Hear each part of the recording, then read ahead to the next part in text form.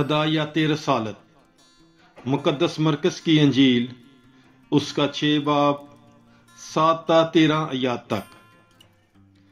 और उसने 12 को पास बुलाया और उन्हें दो दो करके भेजना शुरू किया और उन्हें नापाक रूहों पर अख्तियार बख्शा और उन्हें हुक्म दिया कि रास्ते के लिए सिवा लाठी के कुछ न लो, न रोटी, न थैली, न अपने कमरबंद में पैसा, मगर चपलियां पहनो और 2 कुर्ते न पहनो।